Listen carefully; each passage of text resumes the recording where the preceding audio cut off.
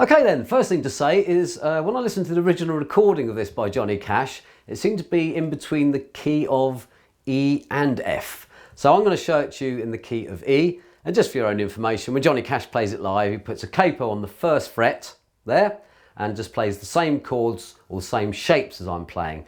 So we'll be playing an E, an A and a B7 shape, but with a capo on the first fret, which effectively makes it an F, a B flat and a C7 chord. That's just a bit of information for you if you want to jam along with the record, but I don't think it's perfectly in tune. So let's start with the chords. The chords we're going to use, and just refer to the chord diagrams on this one. We have an E major, like that. We have an A major, like that. And then the more difficult one is the B7, like that, and then it goes back to E again. Okay, so what I'd suggest you do, just get yourself familiar with those chords first of all and practice the changing, because you know, it's quite important to actually have quite a smooth change on these. It's a relatively fast rhythm, but it doesn't mean to say you have to play it really fast to start off with or in time with the record. So let's look at the strumming pattern here. It's the same all the way through. And all this pattern is essentially this.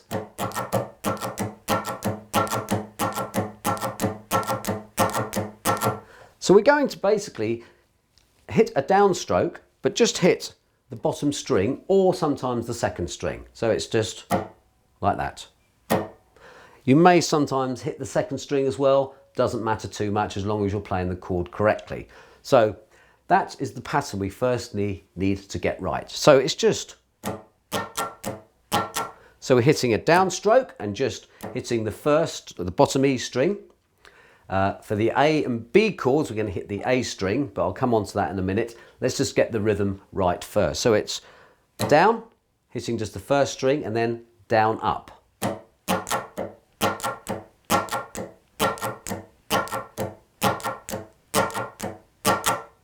So it's quite a smooth motion when you're putting the downstroke and the upstroke together.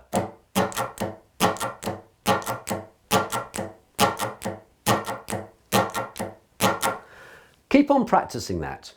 Then what we need to do is get your E chord in position. So if you don't know how to play it, look at the chord charts. And what we're going to do first is just hold the chord down fully and just practice doing this.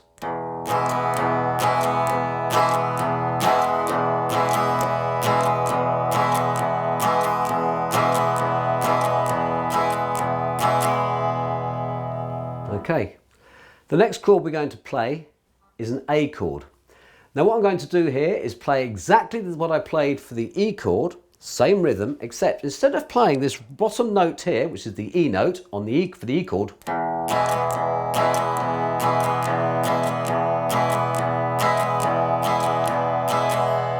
we're then going to go and play the A chord, but hit the A note there. Now you can hit the A, it doesn't matter if you also hit the D string as well, and we're just going to do the same pattern.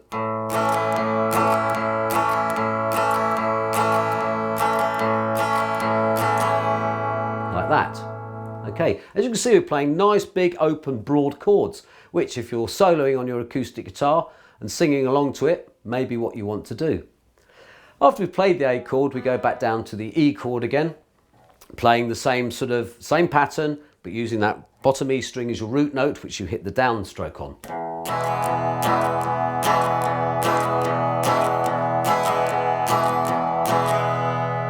And then the final chord we're going to play is your B7. Now this time we're going to hit the A string again, but what we're going to do, the actual root note is the B note, which is the second note on the A string. So we're going to play our B7 chord, and this time we're going to hit the B note. So that's the second fret on the A string.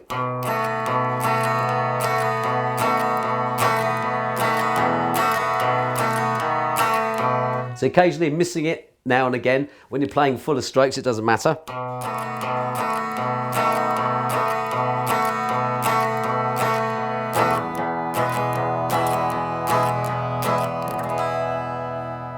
Now that's your basic pattern. So we're playing the E, then the A, then we're back to the E again, and then go back to the B7.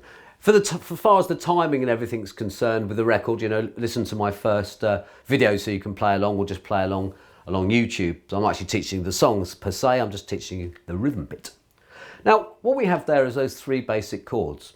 What I've chosen to do is to teach you is an interpretation, if you like. As I said, you can play it with fully open chords if you so wish. On the record, it's a little bit more muted, but it's got loads of guitars going, acoustic and 2 electric, I believe, on the record. So what I'm going to do is start off on the E chord, and I'm actually going to mute it a little bit, make it not sound ringing out like that. I'm going to make it sound like this.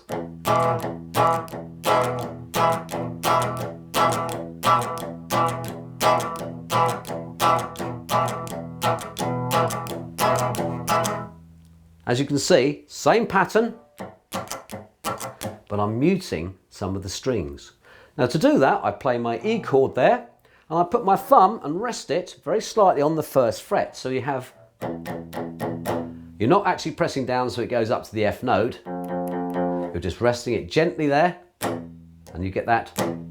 And what I'm trying to do is not hold the chord down too much so it doesn't go, you don't get a muted note and a full note. So I'm actually not resting at all my fingers, I'm just resting my fingers on the fret, like that, for the downstroke. And then I'm putting my fingers with the pressure on the fret so we get a full chord, but not so it rings out, so it's a, if you see what I'm doing then, I'm hitting the downstroke with the E, muting it there. I'm then playing the full downstroke with my full pressure on the frets. And then when I'm going in the upstroke, I'm just relieving the pressure. So it's like muted, fully open, and then just relieving the pressure as I come up. So we have this sort of sound, like that.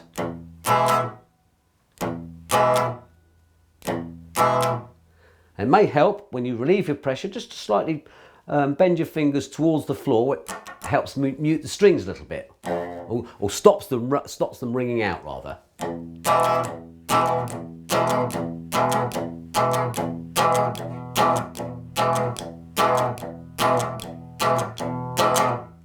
Now, what I'm doing next, I've decided playing the A chord here. It's probably not as easy to mute the strings, but it sounds also very good to open and expand the sound out a little bit.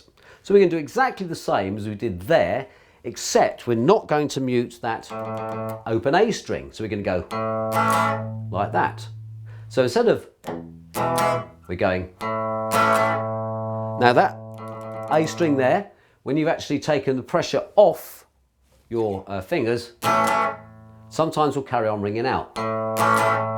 Doesn't matter.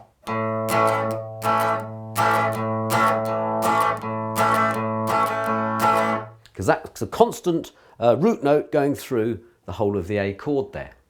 So the balance that we have now is a muted first set of chords, a more expansive second set of chords on the A, hitting the A note, and then going back down again and playing the E, muting it.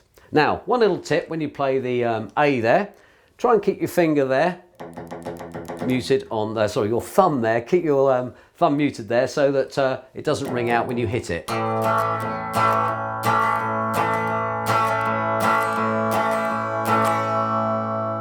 Okay, then we're going to go back to the E again, and we're going to again bring it all down, and we're going to compact the sound a little bit and mute it again.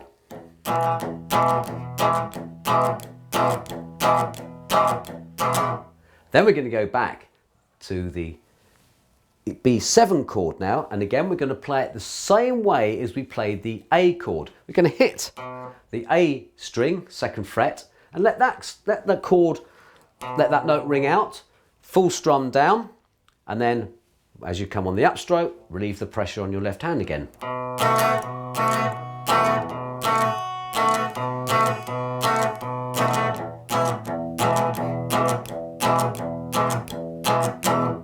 So you can see what we're trying to do there. Teach you a very, very simple pattern, but give it a bit of colour and a bit of feel about it.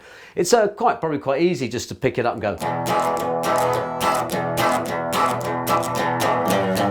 And people sort of like want to play it like that. That's great, and that's what you can learn to do later. I just think a little bit of subtlety to start off with is probably a pretty good way. So I'll just play it through for you one more time nice and slowly, and you can see what I'm doing, and just feel free to join along.